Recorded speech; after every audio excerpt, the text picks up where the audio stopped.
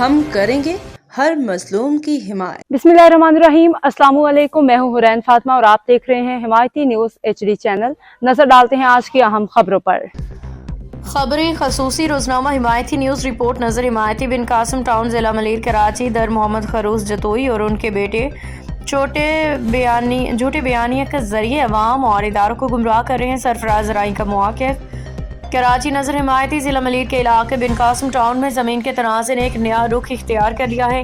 सरफराज राय ने अपने मौक़िफ़ में कहा कि दर मोहम्मद खरूस वल्द नज़र मोहम्मद और उनके बेटे गलत बयानी और झूठे दावों के जरिए न सिर्फ मीडिया बल्कि अदालत आलिया को भी गुमराह करने की कोशिश कर रही हैं। सरफराज राय के मुताबिक दर मोहम्मद खरूस उनके बेटों ने उनके ज़ेर तमीर घर की दीवारें ज़बरदस्ती गिराई और अपने साथ 20 से 25 अफराद को लेकर आए, जिसके बायस इलाके में खौफो हिरास फैल गया। सरफराज राय का कहना है कि वो बाइज्जत शहरी हैं और उनके पास जायदाद के तमाम ओरिजिनल दस्तावेज़ात मौजूद हैं जो उनकी मलकियत का वाज़ेह सबूत है।